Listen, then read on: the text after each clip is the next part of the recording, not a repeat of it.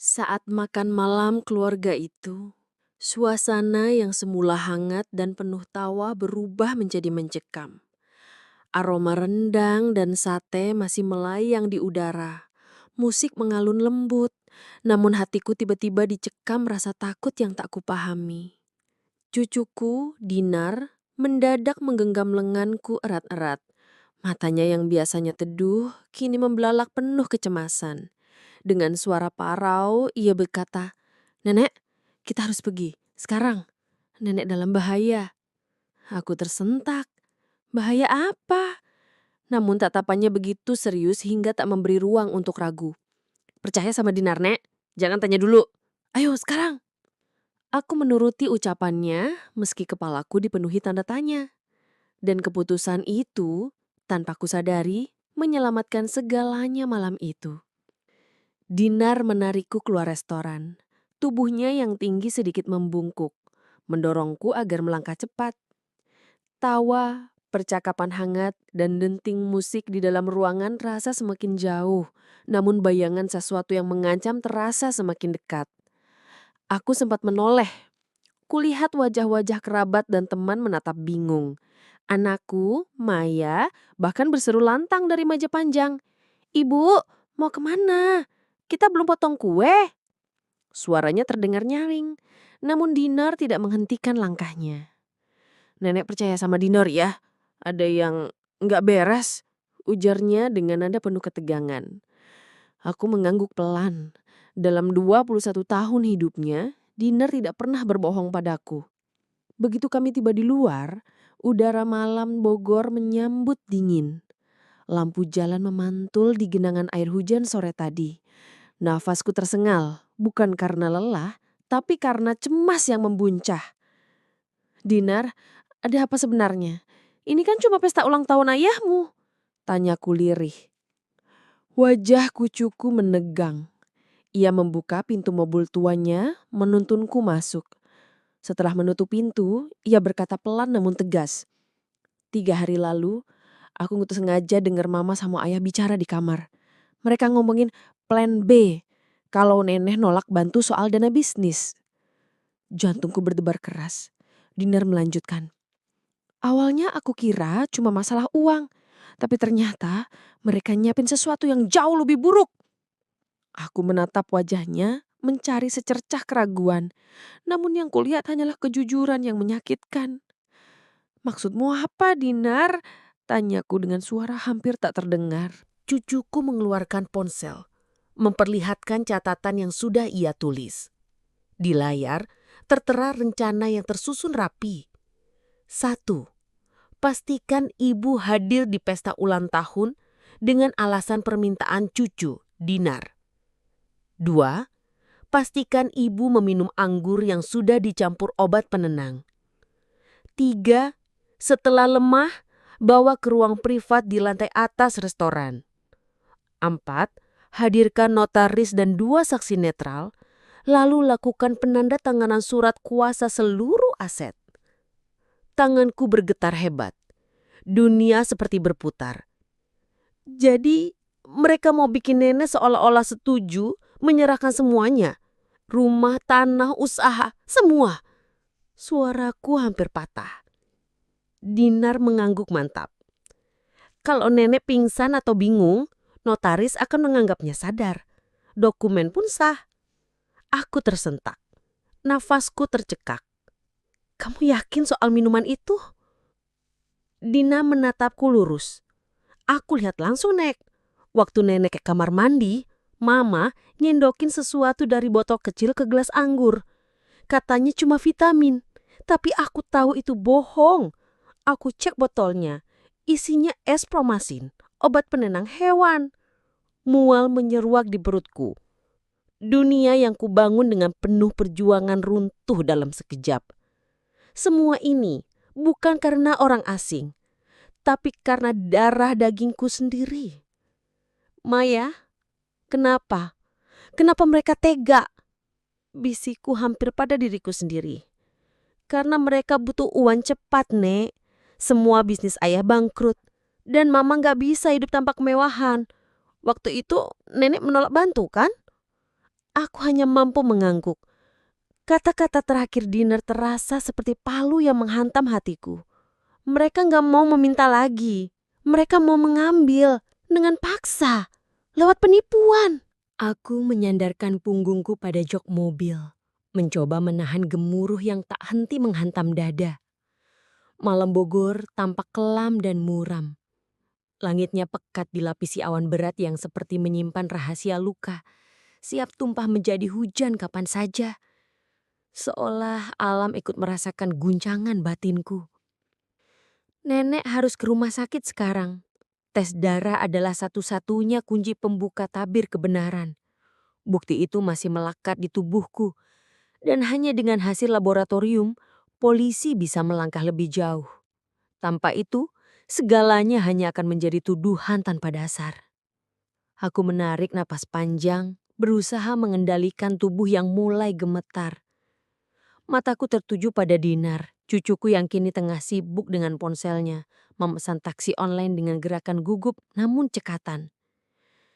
"Terima kasih nak, kamu sudah menyelamatkan nyawa nenek," ucapku lirih namun penuh rasa haru. Tangannya tiba-tiba menggenggam jemariku, erat, hangat dan penuh kasih, sementara kedua matanya yang berkaca-kaca menyimpan ketakutan yang tak ingin ia tunjukkan. Nenek selalu percaya, keluarga itu bukan sekedar siapa yang melahirkan kita, tapi siapa yang berdiri melindungi saat dunia terasa siap merobohkan. Dan malam ini, Dinar membuktikan makna kalimat itu dengan caranya sendiri. Tak lama, taksi yang kami tunggu berhenti di depan. Lampu depannya menyala terang menyoroti wajah sopir yang menatap dengan rasa ingin tahu bercampur prihatin. Dinar sigap membantu tubuhku yang lemah masuk ke kursi penumpang, seolah takut aku kehilangan keseimbangan. Saat mobil mulai bergerak menembus malam menuju rumah sakit PMI Bogor, aku memejamkan mata rapat-rapat. Dalam hati, aku tahu, ini bukan akhir. Ini hanyalah awal dari pertempuran terbesar dalam hidupku. Pertempuran melawan anakku sendiri. Pagi yang muram. Pagi itu langit Bogor masih dibalut kesuraman yang sama. Awan kelabu bergelayut rendah seolah menyimpan beban yang siap runtuh menjadi hujan deras. Aku duduk di ruang IGD. Tubuhku terasa lemah dan begal. Lengan kiriku masih perih di bekas tusukan jarum. Bekas darah yang diambil untuk keperluan laboratorium. Di kursi tunggu, Dina duduk dengan wajah tegang. Tangannya menggenggam ponsel tapi pandangannya sering teralih padaku. Ada kekhawatiran mendalam di matanya, seolah ia ingin memastikan bahwa aku masih ada di sini, bahwa aku masih berjuang. Seorang suster mendekat dengan wajah tenang. "Bu, sampel darahnya sudah kami kirim ke laboratorium. Hasilnya akan keluar dalam beberapa jam. Mohon ditunggu ya." Aku mengangguk pelan, mencoba tetap tegar meski dada ini berdebar keras. Bukan hanya karena menanti hasil lab, tapi karena kenyataan pahit yang masih sulit kuterima. Bahwa anakku sendiri, Maya, telah menyusun rencana busuk untuk merampas seluruh jeripayahku. Dan ia melakukannya bukan lewat bujuk rayu, bukan melalui surat hukum, melainkan dengan racun dan pengkhianatan. "Nenek mau air putih?" tanya Dinar hati-hati. Aku mengangguk. Tenggorokanku terasa kering, bukan karena haus, tetapi karena gelombang emosi yang tak mau reda. Beberapa menit kemudian, Dinar kembali dengan sebotol air mineral. Aku menatap wajahnya, penuh rasa syukur sekaligus perih yang tak mampu kuungkapkan. "Dinar," bisikku pelan. "Iya, Nek. Kalau kamu gak ada tadi malam, mungkin sekarang nenek udah gak di sini. Mungkin nenek udah dibawa ke tempat lain, ke ruang yang penuh tanda tangan palsu, di mana semua warisan kita sudah berpindah tangan. Atau mungkin mereka sudah menyebut nenek gila, pikun, dan harus dimasukkan ke panti jompo."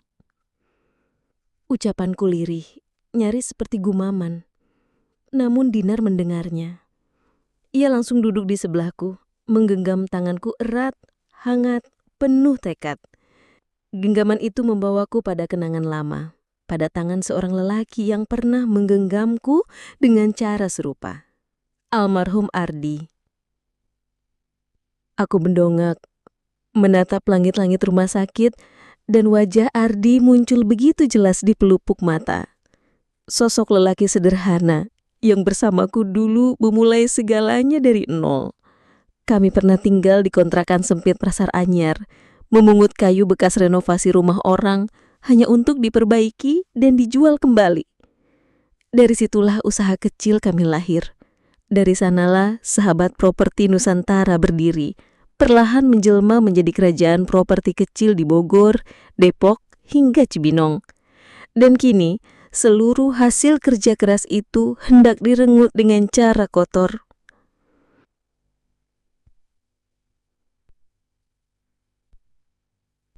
Kenapa Maya bisa jadi begini ya, Nar? Pertanyaan itu lebih ditujukan pada diriku sendiri.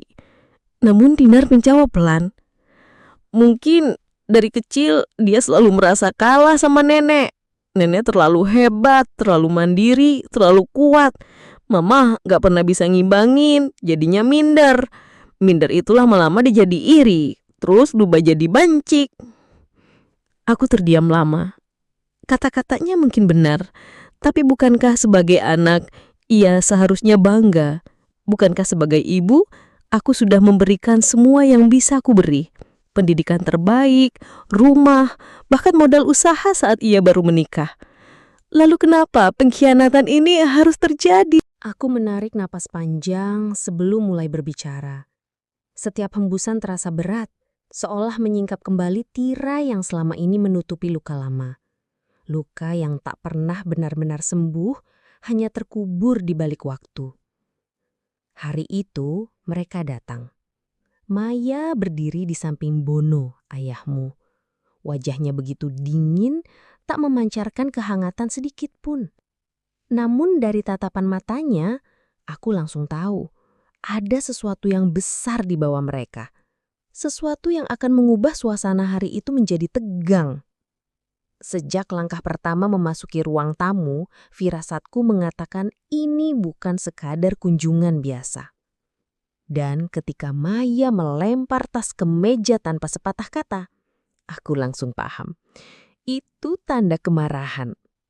Bahasa tubuh yang sudah terlalu kuhafal karena berkali-kali melihatnya begitu. Apa yang mereka minta waktu itu? Mereka bilang Bono baru saja mendapat peluang emas, kesempatan investasi di bidang teknologi makanan. Katanya ini proyek masa depan. Makanan siap saji dengan sistem blockchain dan kecerdasan buatan. Janji mereka terdengar manis, hampir seperti mimpi. Katanya, semua pendana awal akan mendapatkan imbal balik 10 kali lipat hanya dalam 2 tahun. Aku mendengus lirih. Angka itu terlalu indah untuk jadi kenyataan. Di sebelahku, Dinar hanya menggeleng pelan, seolah berkata tanpa kata. Bukan pertama kali ini terjadi, Nek. Dan aku mengangguk, setuju. Memang bukan pertama kali. Lalu aku ingat jelas bagaimana Lasmita membuka sebuah laci tua. Dengan tangan bergetar, ia menarik keluar map lusuh berisi catatan-catatan lama.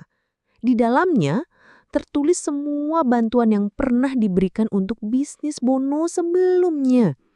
Tambak lele yang gagal, franchise minuman sehat yang tak pernah berjalan, hingga bengkel mobil yang bangkrut bahkan sebelum genap 1 tahun.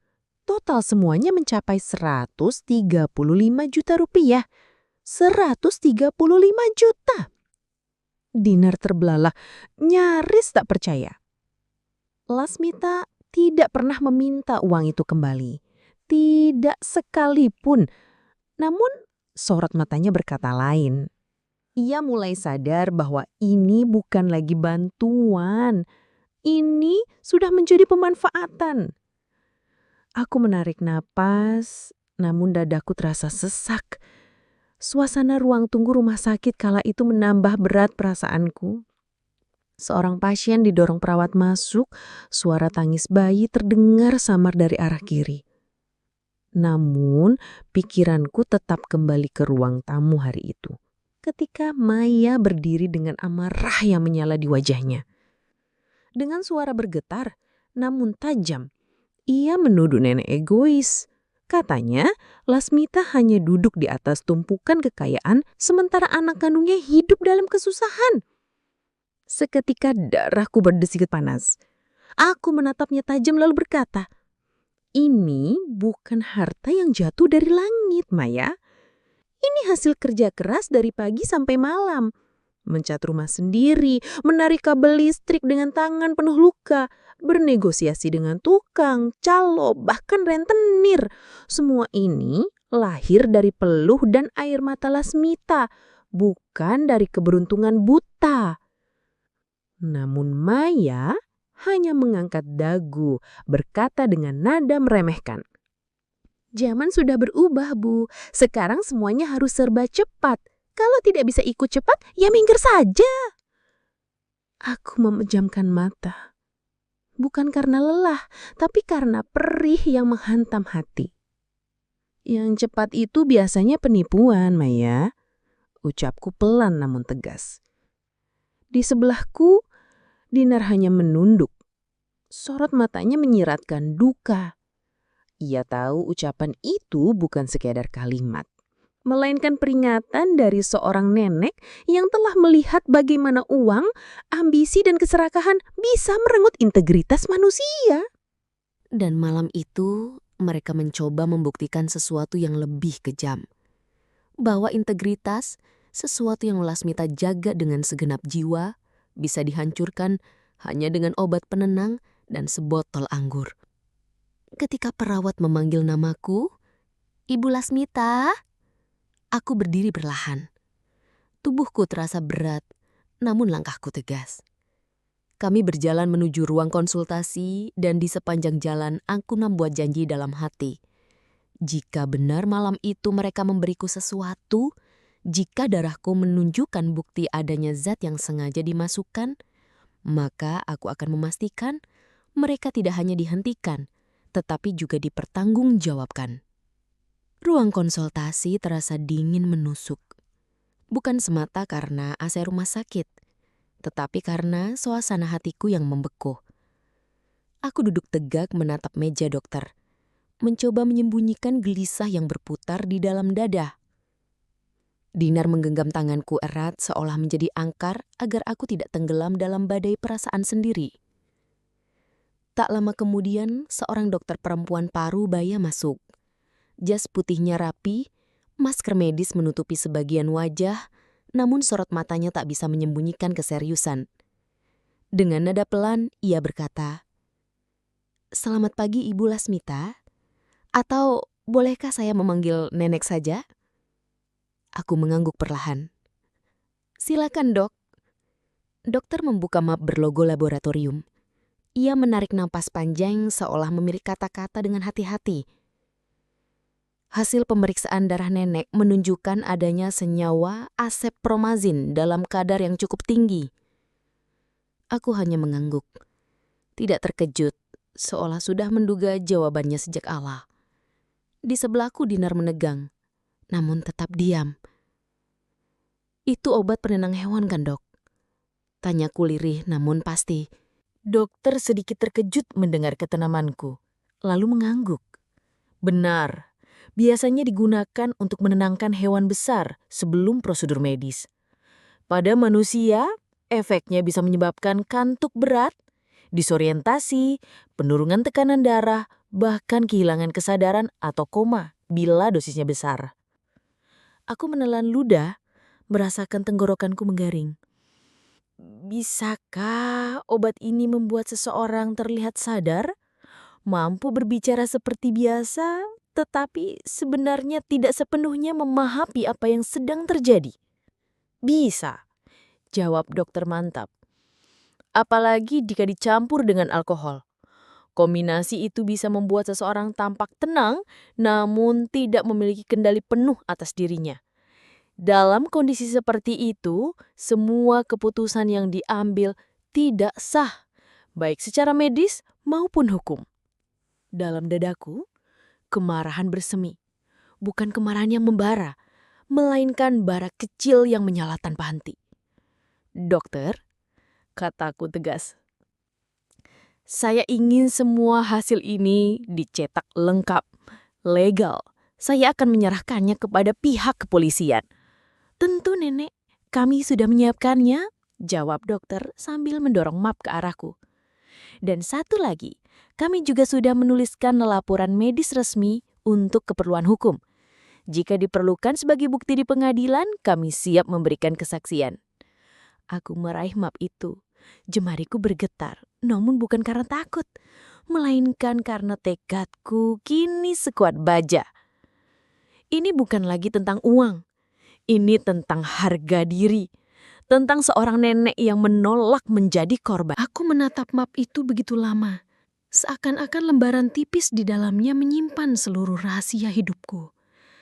Hanya beberapa helai kertas, tapi kini berubah menjadi senjata yang dapat menembus dinding kebohongan, mengungkap segala busuk yang selama ini tersembunyi rapat oleh darah dagingku sendiri. 2 jam kemudian, aku dan Dinar duduk di ruang tunggu unit Krim Polresta Bogor. Suasana di sana terasa dingin, padat dengan aroma formalitas dan tekanan. Seorang petugas muda dengan wajah tegas mengarahkan kami menuju ruang penyidik. Ruangan itu sederhana, hanya meja kayu berukuran sedang dan 2 kursi yang saling berhadapan. Namun di sanalah nasib seseorang bisa ditentukan. Di balik meja, seorang pria bertubuh kekar duduk tegak, mengenakan seragam coklat yang licin disetrika. Di depan dirinya, papan nama kecil bertuliskan Aibtu Rendy. "Silakan duduk, Bu Lasmita, Dinar," ucapnya. Suaranya tenang namun memiliki wibawa yang membuat dada terasa sesak. Tanpa membuang waktu, aku menyerahkan map yang telah kubawa dengan tangan bergetar. "Pak, saya ingin melaporkan dugaan upaya penipuan sekaligus pemberian zat berbahaya yang dilakukan oleh anak dan menantu saya terhadap saya sendiri," kataku menahan guncangan dalam hati. Aibtu Rendy membuka map itu, membaca lembar demi lembar dengan serius. "Ini hasil laboratorium darah yang menunjukkan adanya zat asepromazin," bumamnya dengan alis berkerut. Aku menghela nafas berat. "Iya, saya diberi anggur yang ternyata sudah dicampur dengan obat itu dalam acara ulang tahun menantu saya. Namun cucu saya berhasil menyelamatkan saya sebelum saya dipaksa dibawa ke ruang privat untuk menandatangani dokumen penting." Dinar menambahkan dengan nada tegas. "Saya mendengar sendiri percakapan mereka mengenai dokumen properti itu. Bahkan saya melihat dengan mata kepala sendiri ketika ibu saya menaruh bubuk dari botol kecil ke gelas anggur nenek saya." Tatapan Aibtu Rendy mengeras, sorot matanya tajam penuh kalkulasi hukum. "Ini perkara serius. Ada unsur pidana, setidaknya penipuan dengan niat jahat. Pemberian zat tanpa izin bisa dikategorikan sebagai penganiayaan. Bahkan percobaan pembunuhan ringan bila terbukti memberi dampak serius. Kami akan mulai membuat laporan resmi dan memprosesnya." Aku mengangguk pelan. Suaraku bergetar saat berkata, "Nama pelapor, Lasmita binti Mahfud. Nama terlapor, Maya Lestari dan Bono Nugroho." Telingaku berdengung saat menyebut nama anakku sendiri sebagai pelaku. Rasa bersalah dan sakit hati bercampur jadi satu. Tapi aku tahu, ini bukan lagi soal hubungan darah. Ini soal bertahan hidup, soal mempertahankan harga diri sebagai manusia. Setelah proses pencatatan selesai, Aibtu Rendy menatapku lagi. "Kami akan segera memulai penyelidikan. Kami juga akan meminta rekaman CCTV dari restoran tempat kejadian. Apakah Ibu tahu nama restoran dan waktu pastinya?" "Restoran Belasa, Jalan Pajajaran, Sabtu malam, pukul 19 sampai dengan 20.30. Aku menjawab pelan namun pasti. Kami menyebutkan siapa saja yang hadir malam itu. Maya, Bono, 2 kolega mereka, 3 orang asing yang tak kami kenal, serta 2 pengacara yang katanya akan datang setelah makan malam. Aibtu Rendy menaikkan alisnya sedikit. "Ada pengacara juga?" Dinar menjawab cepat. "Ayah saya bilang pengacara itu akan membawa dokumen hibah properti. Nenek akan dibawa ke lantai 2 agar menandatangani dokumen tersebut." Aib mencatat dengan cepat. Sorot matanya semakin tajam. Jika benar semua ini dirancang dengan saksi, pengacara, tempat private, dan zat penenang, maka ini bukan sekedar penipuan. Ini konspirasi. Kami bisa memprosesnya sebagai percobaan penggelapan dengan perencanaan matang. Aku menghela napas panjang, lalu berkata lirih namun tegas. Saya siap membawa ini ke pengadilan. Tapi saya juga ingin semuanya tercatat agar mereka tidak bisa mengulang perbuatan ini kepada orang lain. Randy mengangguk mantap. Percayakan pada kami, Bu. Kami akan menjalankan tugas sesuai prosedur. Saat kami melangkah keluar dari kantor polisi sore itu, langit mulai menangis kecil.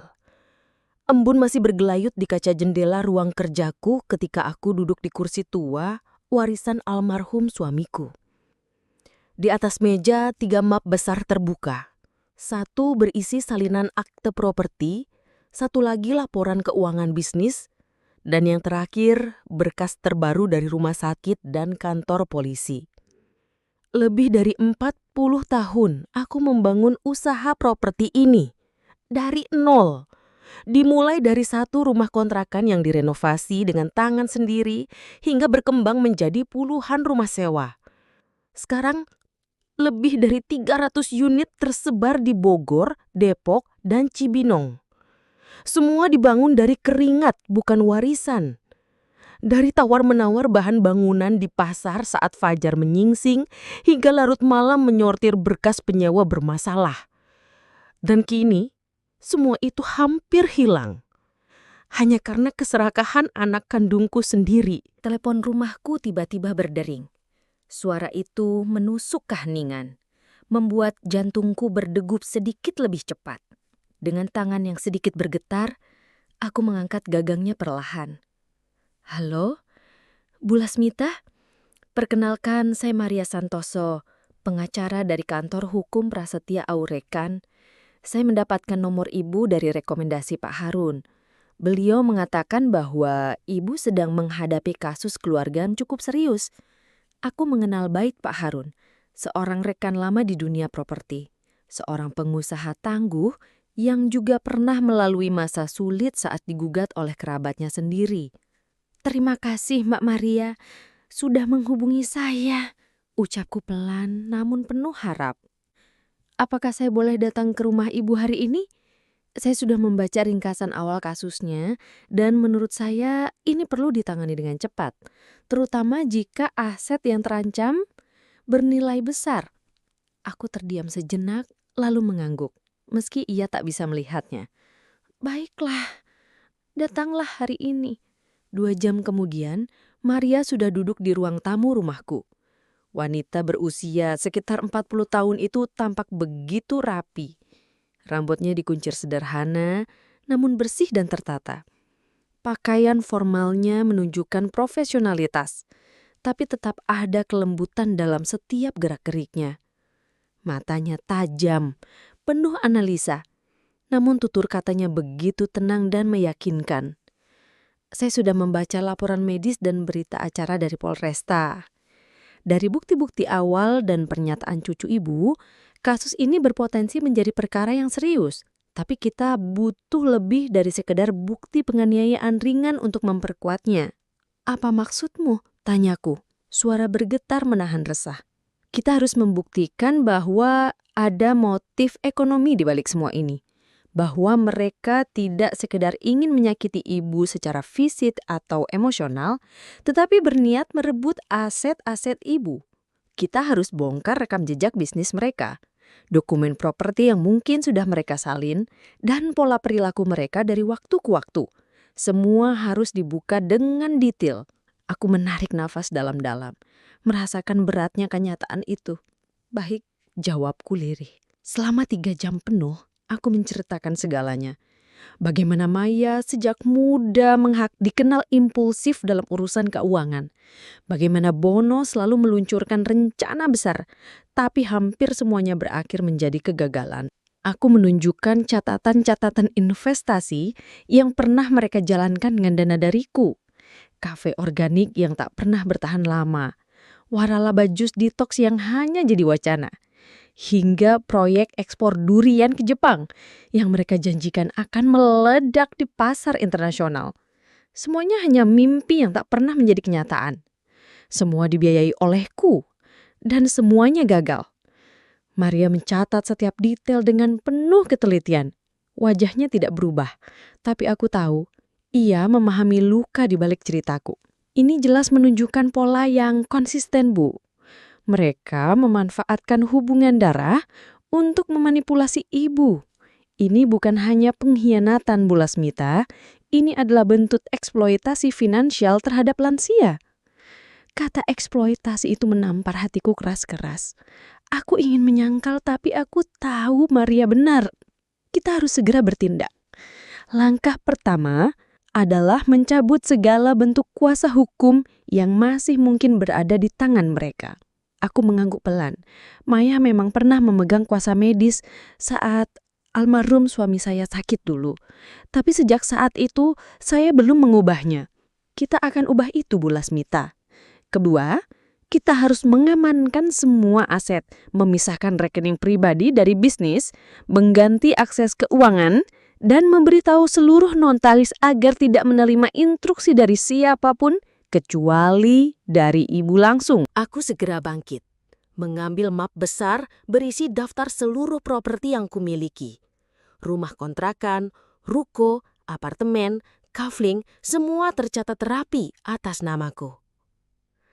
Tapi, bisiku, 2 tahun lalu Maya sempat meminta bantuanku untuk mengurus pajak. Saat itu, aku sempat memberikan salinan beberapa dokumen. Aku tidak tahu apakah dia masih menyimpannya. Maria menatapku tajam serius. Kalau mereka memiliki salinan itu, bisa saja mereka memodifikasi dan memalsukan kepemilikan aset.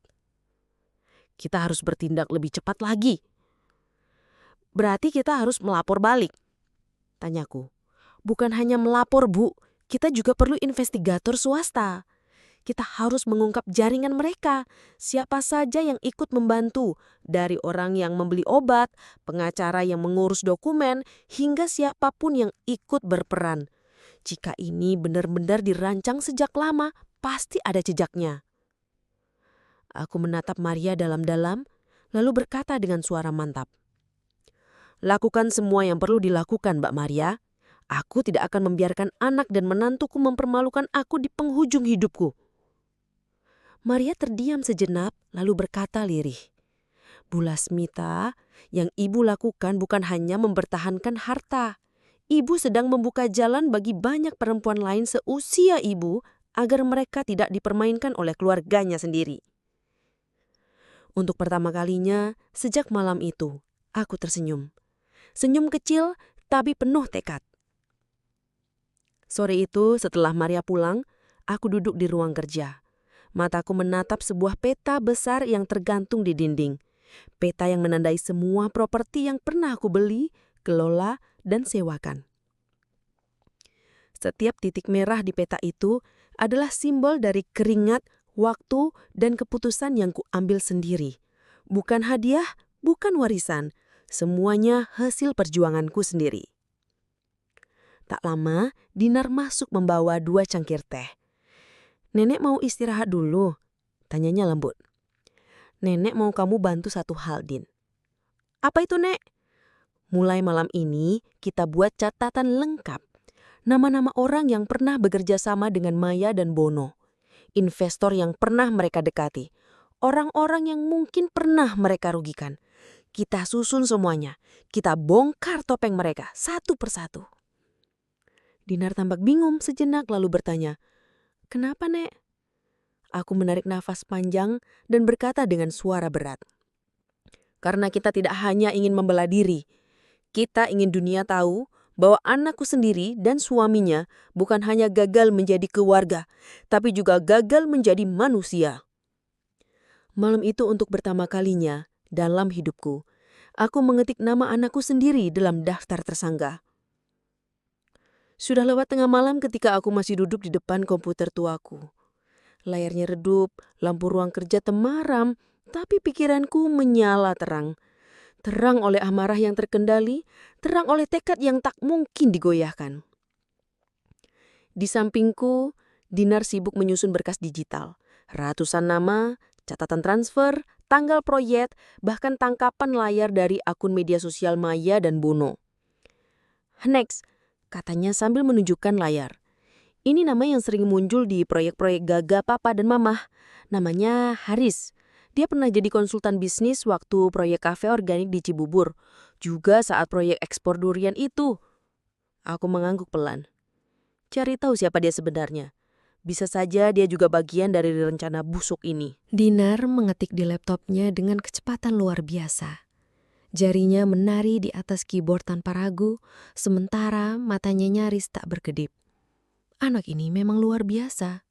Diam-diam, selama ini ia menyerap kekuatan dari keluarga yang tak pernah benar-benar memberinya tempat yang layak. Namun, malam ini, Dinar berdiri di garis depan bersama neneknya, melawan ibunya sendiri, sebuah keberanian yang tak pernah kuduga akan lahir dari dirinya. Tiba-tiba, suara keras menggetarkan pintu gerbang depan. Bukan bunyi bel, melainkan dentuman besi diketuk kasar 3 kali, berhenti sebentar, lalu 3 kali lagi. Dinar dan aku saling berpandangan, tegang dan penuh tanya. Siapa yang datang malam-malam begini? Bisikku. Aku lihat dulu, Nek. Jawabnya cepat. Ia bergegas meninggalkan ruang kerja menuju layar CCTV di ruang tengah. Aku berdiri, menunggu dengan nafas yang tertahan. Tak lama, ia kembali dengan wajah yang mengeras. Itu Ayah, bersama 2 orang yang sepertinya debt collector. Yang satu membawa tongkat, yang satunya lagi merokok santai sambil bersandar pada mobil. Degup jantungku mengguncang dada, namun aku memaksa diriku tetap tenang. Jangan buka pagar, jangan nyalakan lampu luar. Biarkan mereka mengira kita sudah tidur. Bisikku mantap. Tapi, kalau mereka nekat, kita panggil polisi. Kita punya alarm untuk itu. Kami menunggu dalam diam yang terasa begitu panjang. 30 menit berlalu tanpa suara. Hingga akhirnya terdengar mesin mobil menyala dan melaju perlahan meninggalkan halaman rumah. Aku menarik nafas panjang, lalu duduk kembali. Pandanganku jatuh pada Dinar yang kini tampak gelisah. Nek, katanya dengan suara rendah tapi tajam. Mereka mulai takut. Mereka sadar kita sudah tahu dan mereka akan melakukan apa saja untuk menjatuhkan kita terlebih dahulu. Aku mengangguk dalam. Makanya, kita harus selalu 1 langkah di depan mereka. Pagi harinya, Atu dan Dinar mendatangi kantor notaris lama keluarga kami, Bu Yani, seorang perempuan sepuh yang dulu pernah membantu kami menyusun seluruh akta properti. Ia terlihat terkejut saat kami datang sepagi itu. Lasmita, ya Allah, sudah lama sekali tidak bertemu. Ada apa, Bu? Tanyanya heran. Aku menarik kursi dan duduk dengan tenang, menatap matanya lurus. Bu Yani, saya ingin memastikan dalam 3 bulan terakhir tidak ada dokumen pengalihan hak milik apapun yang ditandatangani atas nama saya, bukan? Bisa di... Bu Yani tampak bingung, namun segera membuka sistem digitalnya. Sebentar, saya cek dulu. Setelah beberapa detik, wajahnya mengeras. Memang tidak ada yang baru. Tapi, minggu lalu ada 2 orang datang, mengaku sebagai wakil ibu. Mereka membawa surat kuasa lengkap dengan tanda tangan ibu. Darahku terasa surut dari wajahku. Siapa mereka? Yang satu mengaku bernama Maya, dan satunya lagi Bono. Mereka bawa surat kuasa bermeterai, lengkap dengan KTP ibu, dan salinan dokumen properti. Tapi, saya curiga. Saya periksa tanda tangannya. Dan saya tahu, itu bukan tanda tangan ibu. Aku menahan nafas, dada terasa sesak. Rasanya dunia menamparku 2 kali. Pertama oleh pengkhianatan, kedua oleh kenyataan bahwa semua ini hampir terjadi tanpa sepengetahuanku. Terima kasih Bu Yani. Ibu menyelamatkan saya. Tapi mereka pasti akan mencoba lagi. Atau mereka akan mencari notaris lain yang tidak mengenal ibu. Jawabnya dengan nada khawatir. Aku menatapnya dalam-dalam. Kalau begitu, kita buat surat larangan resmi. Tak seorang pun boleh mengurus aset ini selain saya. Bisa? Bisa. Kita buat surat larangan, didaftarkan ke Kementerian ATR BPN. Semua sertifikat akan diberi catatan, tidak bisa dialihkan kecuali pemilik hadir langsung. Sore harinya, ketika aku sudah kembali ke rumah, teleponku berdering. Nomor tak dikenal. Aku angkat dengan ragu. Selamat sore, ini dengan Ibu Lasmita. Benar? Saya dari Rumah Sakit Geraha Sentosa. Kami hanya ingin konfirmasi apakah Ibu benar akan melakukan pemeriksaan MRI ulang hari Jumat besok sesuai permintaan keluarga Ibu. Pemeriksaan apa? Saya tidak pernah menjadwalkan itu. Maaf Bu, yang menjadwalkan adalah putri Ibu, Ibu Maya. Ia menyampaikan bahwa Ibu menunjukkan gejala demensia dan memerlukan evaluasi kejiwaan demi pengalihan pengawasan medis. Tanganku bergetar hebat. Nafasku tercekat. Mereka ingin membuatku terlihat gila.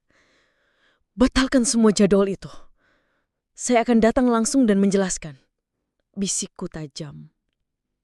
Setelah telepon ditutup, aku berdiri kaku. Bukan karena takut, tapi karena sadar. Mereka telah melangkah sejauh ini. Bahkan ingin merebut kendaliku atas hidupku sendiri. Malam itu, aku duduk kembali bersama Dinar. Nek, katanya pelan. Mereka mau membuat nenek terlihat tak waras. Supaya pengadilan percaya nenek tidak mampu mengelola aset sendiri. Aku menatap wajah cucuku itu. Mencoba mencari keyakinan di matanya. Kamu siap, Din? Untuk menjadi wakil nenek dalam hukum, dalam bisnis, dalam semua yang akan kita lawan. Nenek tidak bisa sendiri. Tapi kalau kamu mau berdiri di depan, kita bisa menang. Dinar menatapku lama, lalu mengangguk perlahan. Aku siap, Nek. Dan malam itu, dalam kesunyian rumah tua yang dulu terasa sebagai tempat paling aman, kami menyusun rencana perlawanan besar-besaran. Bukan sekadar untuk bertahan, tapi untuk menuntut kebenaran, meski harus menanggung resiko terburuk. Keesokan paginya, hujan turun deras akan langit pun turut menangisi apa yang akan kami hadapi hari ini. Aku duduk di kursi belakang mobil, memandangi kaca yang dipenuhi titik-titik air. Dinar yang menyetir tetap tenang, sesekali melirikku melalui spion. Nenek yakin siap? Tanyanya pelan. Aku hanya mengangguk, tak mampu berkata banyak. Suaraku tercekat oleh beban yang mengganjal di dada. Hari ini adalah sidang pertama. Aku menggugat balik anakku sendiri. Bukan karena dendam, tapi karena kebenaran harus ditegakkan. Sekalipun itu berarti berdiri sebagai lawan dari darah dagingku sendiri. Gedung pengadilan negeri menjulang kokoh di tengah kota yang diguyur hujan. Kami melangkah perlahan melalui lorong menuju ruang sidang. Di sana, di bangku tunggu, aku melihat dua sosok yang begitu familiar. Maya dan Bono duduk rapi dengan pakaian formal. Maya menatapku dengan senyum yang begitu sinis, seolah ingin menusuk hatiku tanpa berkata apa-apa. Sementara itu, Bono memilih membuang muka, enggan menatap wajahku. Tak ada ucapan salam, tak ada sapaan, hanya dingin yang membekukan udara di antara kami. Tak lama, Maria, pengacaraku yang selalu tegas dan berwibawa, datang menyusul. Rambutnya diikat rapi seperti biasa. Namun, jas hitam yang dikenakannya terlihat sedikit basah oleh gerimis yang baru saja reda. Dengan nada singkat namun sopan, ia menyapaku, lalu menoleh ke arah Dinar. "Kamu duduk di galeria saja, Dinar. Nenekmu akan bersama saya di depan," ucapnya pelan namun penuh kendali. Dinar sempat menatapku sejenak. Matanya menyiratkan kecemasan sekaligus keberanian yang dipaksakan. "Saya tunggu di sana, Nek. Apapun yang terjadi, saya di sini," katanya sebelum melangkah pergi menuju tempat yang diarahkan Maria. Sidang pun dimulai. Seorang hakim perempuan parubaya duduk tegak di kursi tengah. Diapit 2 hakim anggota di sisi kiri dan kanan. Begitu palu diketuk, suasana ruang sidang langsung hening. Seolah semua nafas tertahan di dada. Maria berdiri, membuka dokumen-dokumen yang rapi tersusun di depannya, lalu memulai dengan suara yang tenang namun tajam.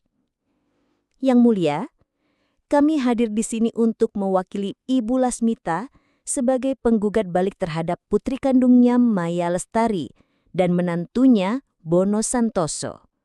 Tuduhan kami tidak main-main, meliputi penganiayaan ringan, percobaan pemalsuan dokumen, upaya pengambil alihan paksa aset pribadi, serta rencana menyusun keterangan medis palsu yang bertujuan menurunkan kapasitas hukum klien kami." Hakim mencatat dengan cepat, lalu mengangguk tipis. Dari pihak tergugat, seorang pengacara muda berdasi merah berdiri dengan sikap merendah. "Yang mulia, klien kami sesungguhnya hanya ingin melindungi ibu mereka sendiri. Mereka yakin bahwa Ibu Lasmita tengah mengalami penurunan fungsi mental, sering lupa, cenderung paranoid, dan menolak perawatan medis. Mereka hanya khawatir akan keselamatan beliau." Aku merasakan dadaku bergejolak hebat. Amarah berusaha keluar, namun kutahan sekuat tenaga. Maria segera berdiri kembali, menyambung dengan nada lebih tegas. "Yang mulia, tuduhan itu tidak berdasar. Kami memiliki hasil pemeriksaan psikolog independen yang dilakukan hanya sepekan lalu. Hasilnya menyatakan bahwa Ibu Lasmita dalam kondisi mental prima dan sepenuhnya layak mengambil keputusan apapun mengenai hidup serta bisnisnya." Maria menyerahkan dokumen tebal itu ke meja hakim. Sang hakim membukanya, membaca cepat namun cermat. "Ini laporan lengkap dari psikolog forensik dan neurolog?" tanya sang hakim. "Iya, Yang Mulia, disahkan oleh 2 rumah sakit berbeda," jawab Maria mantap. Tak hanya itu, Maria menambahkan, "Kami juga memiliki rekaman CCTV dari malam kejadian di rumah klien kami. Rekaman ini menunjukkan adanya tindakan intimidatif serta potensi kekerasan verbal dari pihak tergugat." Bono mulai gelisah di kursinya, sedangkan Maya masih berusaha mempertahankan ketenangannya. Namun, aku melihat dagunya bergetar halus, tanda bahwa ia hampir tak mampu lagi menyembunyikan rasa takutnya. Hakim menatap keduanya tajam. "Saudara Bono dan saudari Maya, apakah benar kalian mendatangi rumah ibu kalian malam itu tanpa izin?" Maya menjawab cepat, mencoba menguasai keadaan. "Itu rumah saya juga, Yang Mulia. Saya besar di sana. Saya hanya ingin membantu." "Tapi saat itu, Ibu Lasmita tidak memberikan izin masuk, bukan?" tanya hakim lagi. Maya terdiam. Ruang sidang menjadi senyap kembali. Hakim mencatat sesuatu di notanya, lalu berkata, "Sidang akan dilanjutkan dengan pemanggilan saksi-saksi dan verifikasi bukti pada pertemuan selanjutnya." Palu diketuk, sidang diskors selama 1 jam. Di luar ruang sidang, Dinar menghampiriku dengan wajah yang sulit disembunyikan. Campuran antara emosi, bangga, dan lega. "Nek, aku bangga sama nenek," katanya lirih. Aku hanya menepuk tangannya pelan, menahan haru. "Ini baru awal, Din. Tapi nenek siap menghadapi apapun." Kami berjalan ke kantin kecil di halaman pengadilan. Namun langkahku terhenti ketika seseorang memanggil namaku. "Bu Lasmita?" Aku menoleh. Seorang perempuan tua berdiri di bawah pohon mangga. Kerudung coklatnya sedikit basah.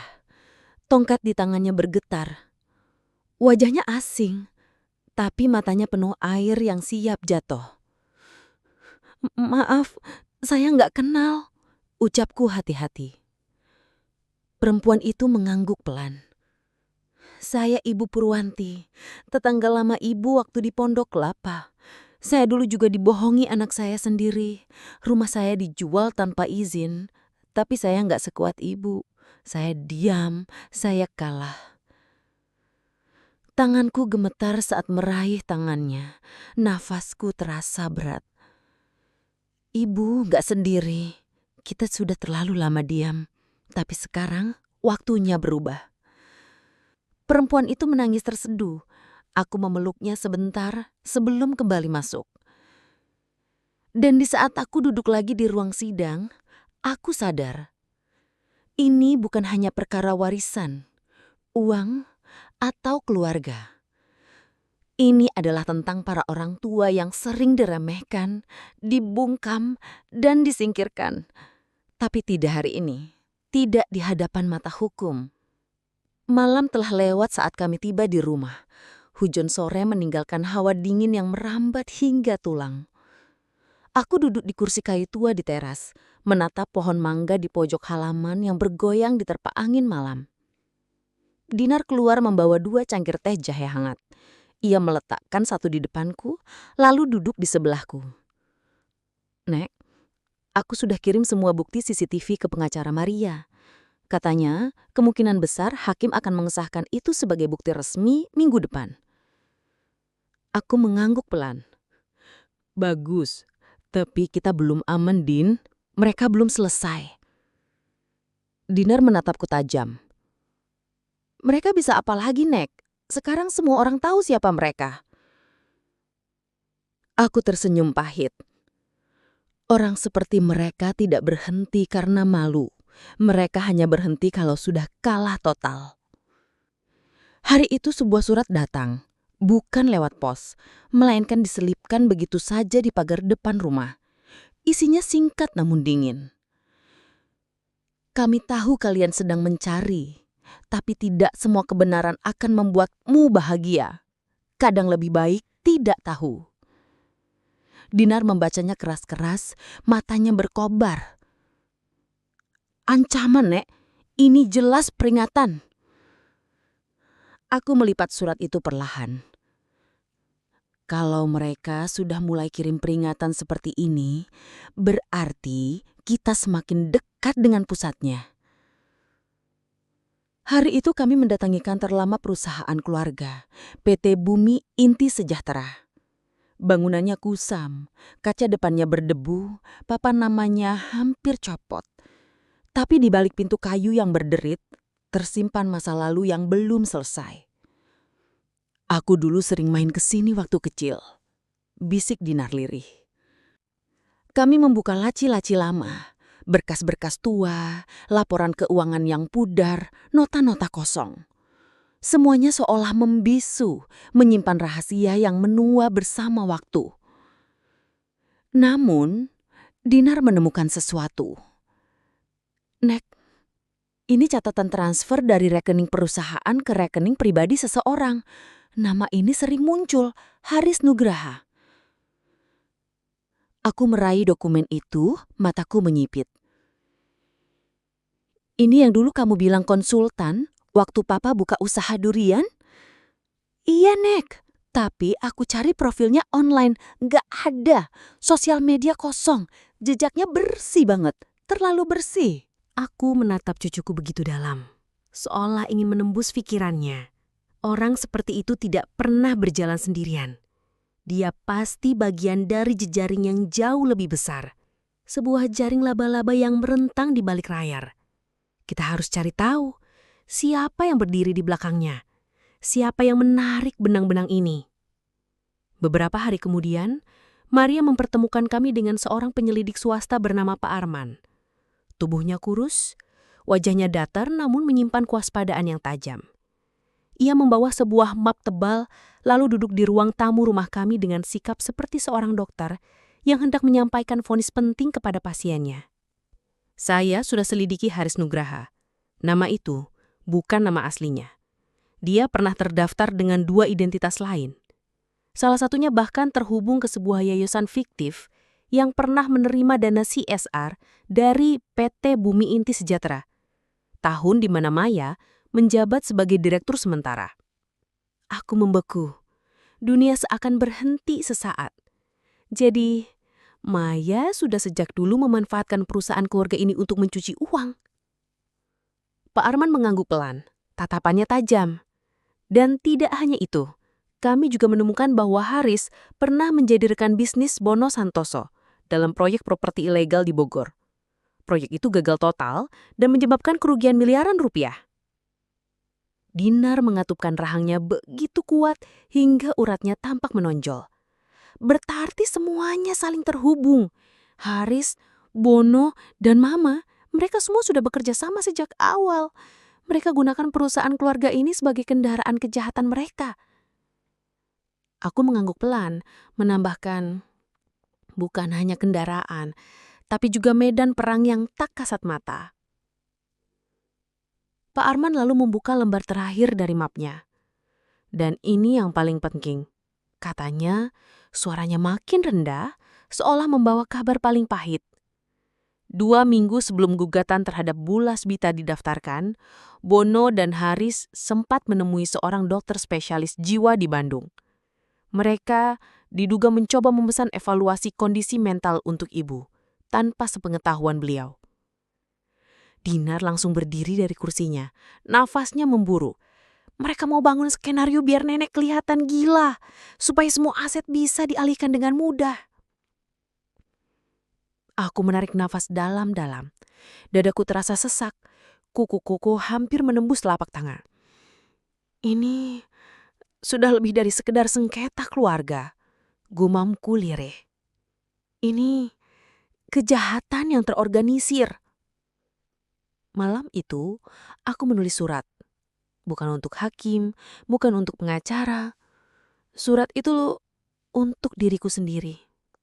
Diriku di masa muda. Lasmita, kau terlalu lama percaya bahwa darah daging tak mungkin berkhianat.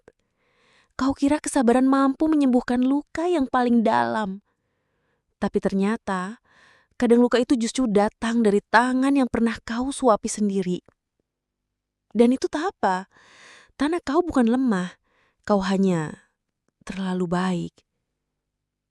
Tapi malam ini, kau bangkit. Kau tidak sendiri lagi. Aku melipat surat itu dengan hati-hati, menyelipkannya ke dalam buku harian tua. Lalu, aku menatap Dinar yang sedang menyiapkan dokumen untuk sidang minggu depan. Dan aku tahu, malam ini di rumah yang pernah menjadi tempat sunyi, kami sedang menyalakan api. Api yang akan menerangi semua kegelapan. Api yang akan membakar habis segala tipu daya. Apapun yang akan tersingkap nanti. Pagi itu, rumah kami berubah menjadi semacam ruang kendali kecil. Di ruang tamu, tumpukan dokumen berserakan di meja, seperti peta perang yang siap dipelajari. Maria datang lebih pagi dari biasanya, mengenakan batik hitam, membawa map besar di tangannya. Di belakangnya Pak Arman ikut serta, wajahnya serius, langkahnya tegas. Ada yang harus kita lakukan sebelum sidang besok, kata Maria tanpa basa-basi, suaranya bergetar menahan tegang. Kami mau tunjukkan sesuatu, Bu Lasmita. Aku mengangguk pelan. Dinar duduk di sebelahku, matanya tajam, penuh kewaspadaan. Pak Arman mengeluarkan sebuah flash disk, lalu mencolokkannya ke laptop. Layar menampilkan sebuah video rekaman CCTV. Gambar bergerak cepat, menampilkan ruang tunggu sebuah klinik. Suara samar-samar terdengar, lalu muncul Bono dan Maya. Mereka duduk berhadapan dengan seorang pria paruh baya yang mengenakan jas dokter. Jadi, kalian mau saya buatkan evaluasi gangguan kognitif untuk ibu Anda, tapi tanpa dia datang ke sini? Tanya sang dokter. Nadanya ragu. Iya dok, jawab Maya cepat. Kami punya rekaman video di rumah. Dia sering bicara sendiri, lupa letak barang, suka marah tanpa sebab. Kalau bisa, diagnosa yang cukup meyakinkan agar bisa jadi alasan pengalihan hak aset. Dokter itu terdiam.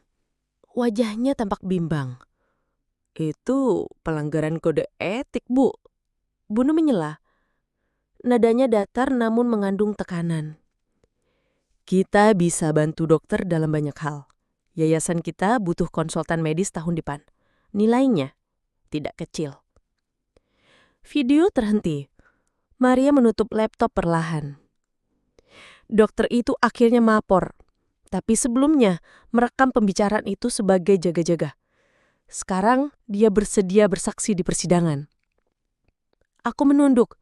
Tanganku bergetar hebat. Dinar mengepal. Wajahnya memerah menahan marah. Mama dan papa mereka tega sekali. Ini akan jadi bukti penting. Tapi akan lebih kuat jika ibu bersedia bicara langsung di persidangan. Ceritakan semuanya, dari awal sampai akhir. Hakim perlu mendengar dari suara ibu sendiri. Aku mengangguk pelan. Saya akan lakukan. Keesokan harinya, ruang sidang penuh sesak. Beberapa wartawan sudah duduk di pojok ruangan. Entah siapa yang menyebarkannya, tapi berita tentang seorang ibu menggugat anak kandungnya karena perebutan aset mulai menghiasi media lokal. Judul-judul sensasional bermunculan. Nenek melawan. Ibu gugat putri kandung karena penipuan. Sidang keluarga pecah. Warisan dan dugaan manipulasi psikis jadi sorotan. Sidang dimulai. Hakim memanggilku ke kursi saksi. Saat aku duduk, ruangan terasa lebih sunyi dari sebelumnya. Mikrofon kecil di depanku menangkap setiap desahan napas. Maria berdiri di sampingku, memberi isyarat agar aku kuat. Bu Lasmita, suara hakim terdengar berat. Ceritakan kepada majelis apa yang mendorong ibu mengajukan gugatan ini. Aku menarik napas panjang. Yang mulia, suaraku bergetar. Namun aku tak membiarkan air mata menguasai. Saya dibesarkan dalam keluarga petani. Ayah saya selalu mengajarkan satu hal. Jangan pernah mengambil hak orang lain dan jangan biarkan hakmu dirampas. Aku menatap ke arah Maya, anakku yang kini duduk di kursi tergugat. Saya membesarkan anak saya dengan penuh kasih. Saya bahkan menjual gelang pernikahan pertama saya demi membiayai kuliahnya di kedokteran. Saya tidak pernah minta imbalan. Saya percaya cinta orang tua tak pernah butuh balasan. Aku menelan ludah, lalu melanjutkan dengan suara yang mulai pecah. Tapi bertahun-tahun kemudian, anak yang saya lahirkan sendiri datang ke rumah saya malam-malam, membentak saya, meminta saya menandatangani surat kuasa, membawa suaminya, mengklaim saya sudah tidak waras. Suara bisik-bisik menyebar di ruang sidang. Aku terus bicara, meski air mata mulai mengalir di pipiku. Saya dijebak, didatangi dokter yang bahkan tak pernah saya kenal. Katanya mau periksa saya karena saya sering lupa. Padahal saya tidak pernah merasakan hilang ingatan. Saya tidak pernah merasa gila.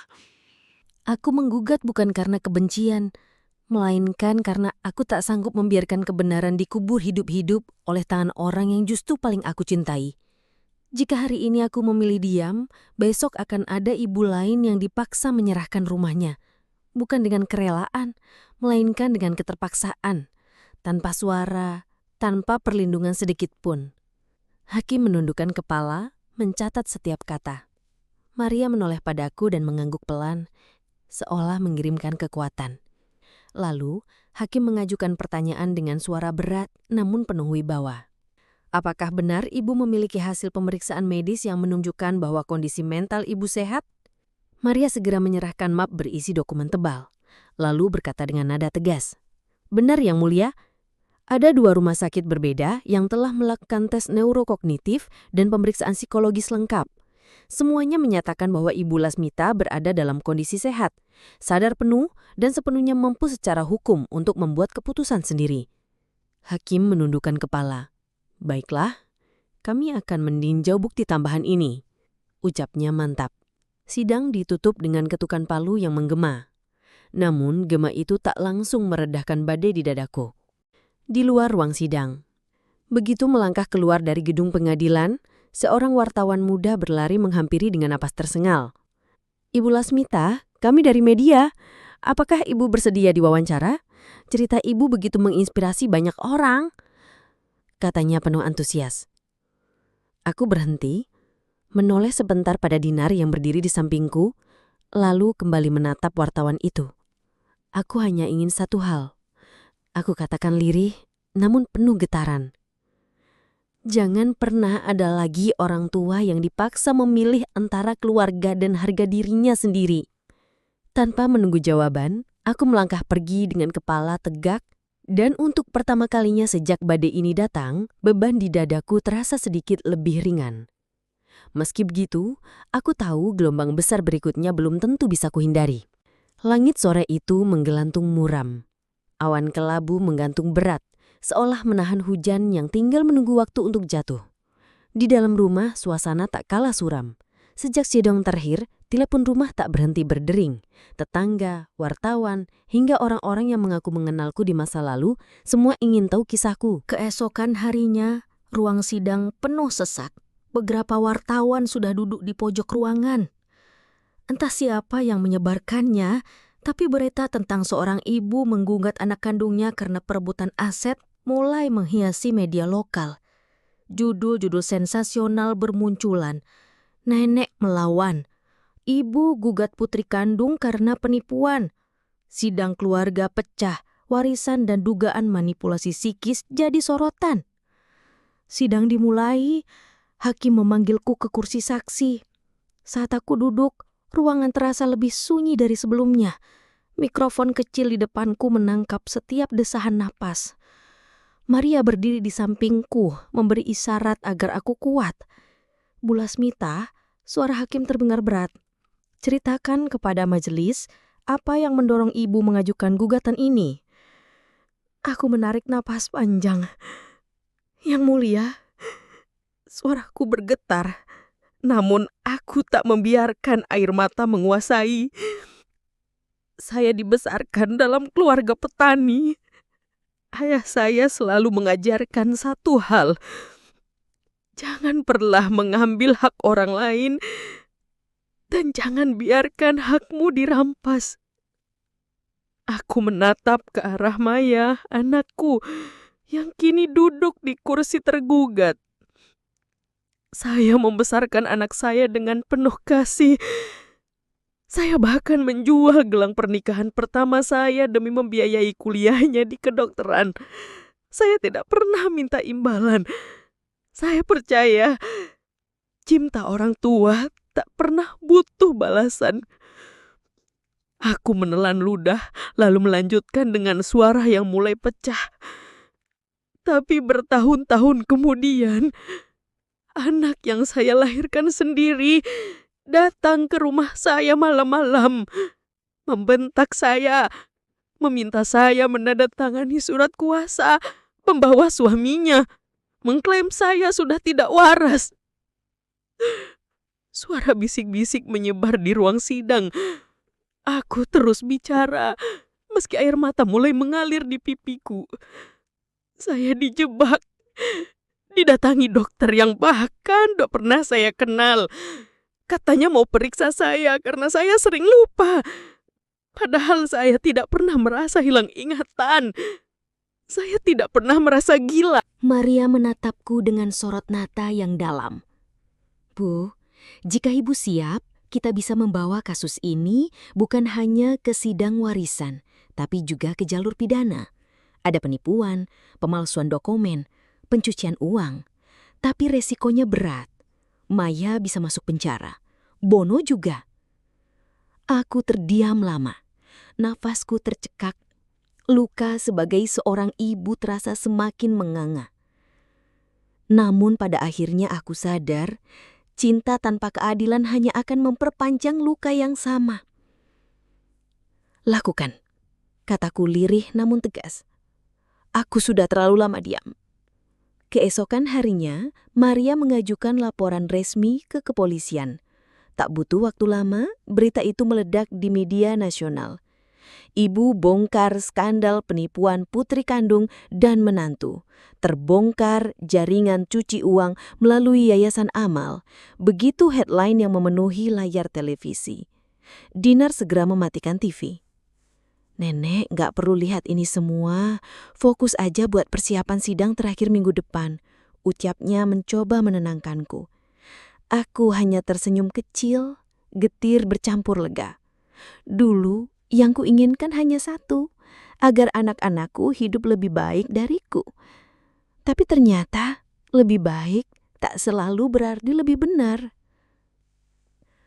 Malam sebelum sidang terakhir, Dinar mengetuk pintu kamarku.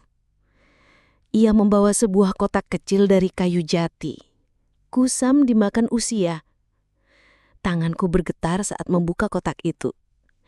Di dalamnya ada sepucuk surat tua, ditulis tangan oleh suamiku di atas kertas yang sudah menguning.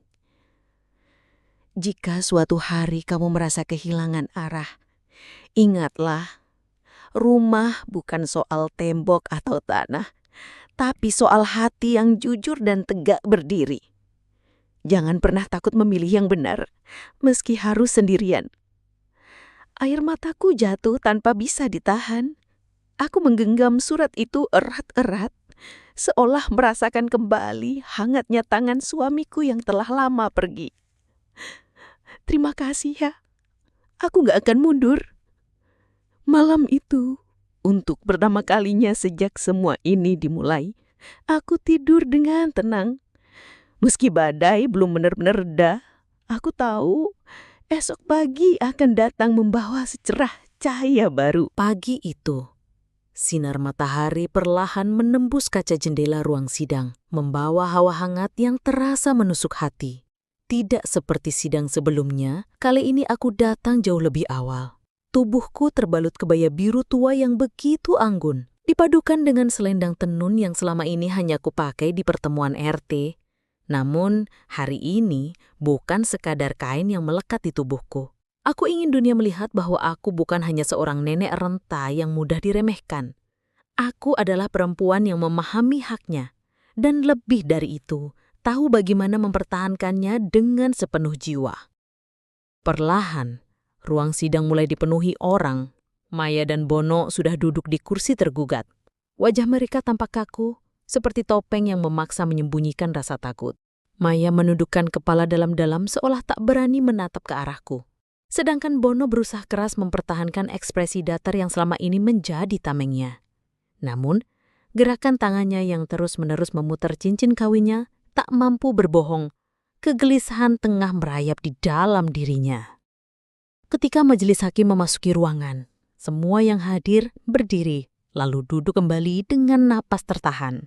Sidang Perkara Perdata nomor 45 tahun 2025. Hari ini akan kami bacakan putusannya, ucap Hakim Ketua dengan suara tegas, penuh wibawa.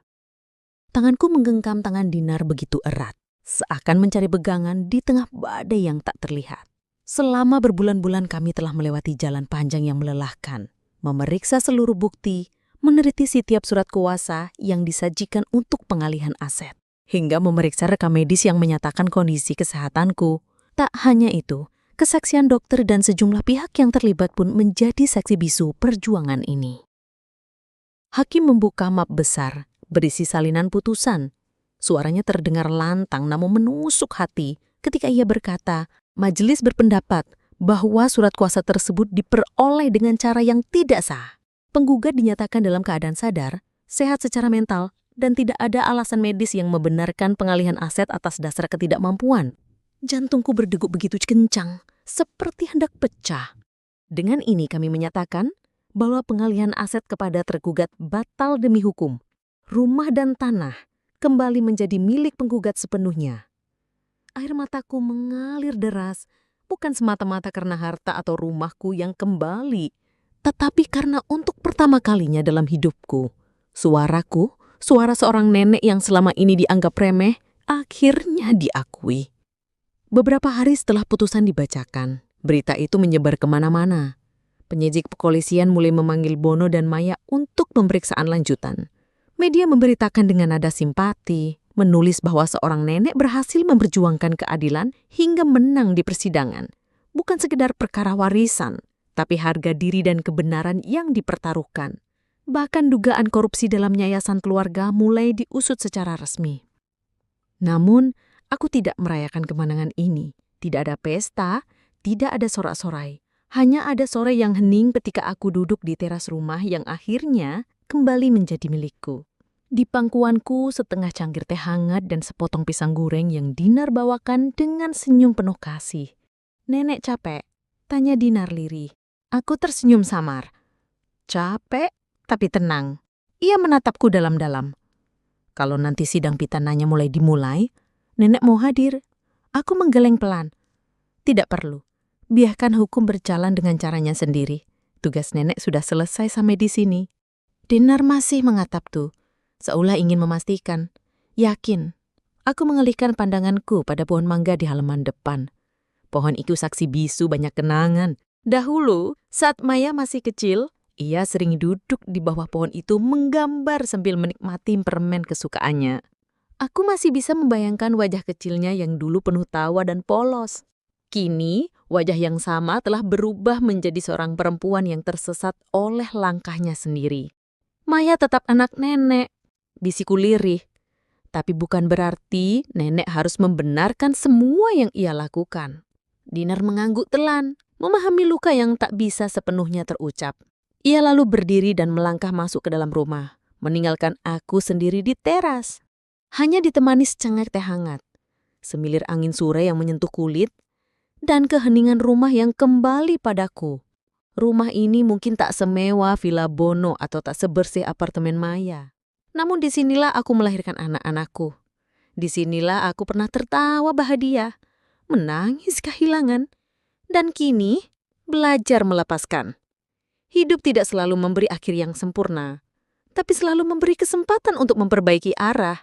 Kadang, keberanian seorang lansia bisa menjadi titik awal perubahan bagi banyak orang. Aku menyeruput tehku perlahan, menutup mata sejenak, lalu tersenyum kecil. "Sudah cukup," bisikku pada diri sendiri. Dan untuk pertama kali dalam waktu yang lama, aku benar-benar percaya